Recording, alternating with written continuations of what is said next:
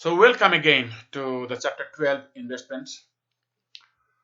Suppose that you have $100 million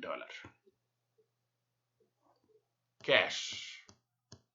So what you will do? A question mark. Just think. Definitely you will invest. You don't want your money to remain idle. Okay? So you can invest. You can buy stock of companies, share of companies, or you can buy bonds, the debt securities. Okay? So from the stock you can earn dividend. See that? And from bond you can have interest. Okay? So here are the financial instruments. We have equity securities and debt securities. And these securities are usually purchased by individual investors, mutual funds, and corporations. Okay? And why do they purchase them? Because they want to earn return from the dividends or the interest. Correct? So from debt securities, you can have interest, and from equity securities, you can have dividend, or you can have some profits by selling them at a higher price. Okay? And the debt security specify date when it matures, and face amount is paid to the investors on maturity. In the meantime, interest is paid to the investors. Okay, and let's see an example of bond investment. Okay, so this is an example. On July 1, 2018, Masterwear Industries issued 700,000 of 12% bonds dated July 1. Interest of 42,000 is payable semi-annually on June 30 and December 31st. The bonds mature in 3 years. Okay, on June 30, 2021, the market interest rate for bonds of similar risk and maturity is 14%. The entire bond issue was purchased by United Intergroup Incorporation. Okay, now let's see how we calculate the price of the bonds. Okay, so the price of the bonds would be, see that the first one is interest 42,000, and this is an ordinary annuity. So ordinary annuity is a series of payments at equal intervals. So this is why we are using the present value factor of an ordinary annuity. Okay, so I will show you how to calculate and how to find the present value factor of an ordinary annuity when we will solve a problem. Okay, so just think that this 42,000 will be paid at an equal interval. This is a series of payment. Okay, the 42,000. So we will receive the payment on June 30 and December 31st. So that is why we have used the present value of an ordinary annuity. Okay, and the principal amount, so this is one time, so that is why we have used the present value factor.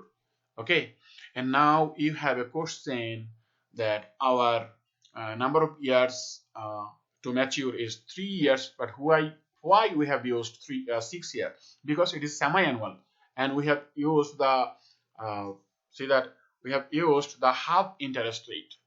So 14 divided by 2 is equal to 7. Okay, so this 7, and that is why we need to multiply 3 by 2. So 6 years and 7% interest rate. Okay, so now you know that the bond investments premium or discounts, so the fair value of the bond changes when the market interest rate changes, and the market value of fixed rate investment moves in the opposite direction of market rates of interest. How? Let's see. So if the interest rate is higher than the market rate, then you can sell your investment at premium. For example, you are paying say 12% interest rate, but market rate is only 10%. Okay, so what you can do, you can sell your bond at a premium price because you are paying more interest. Okay, and the opposite is also true. So if the stated interest rate is less than market rate, so you are paying say 10%, market interest rate is say 15%. Okay, so you have to sell your bond at discount. See that? And how to record the investment in bond with a discount. So this is the cash amount we will pay, and the face value of the investment is 700,000, and this is the difference between this one and this one is the discount on bond investments. Okay, and now let's see how to calculate interest. So recording interest revenue. This is our cash interest revenue.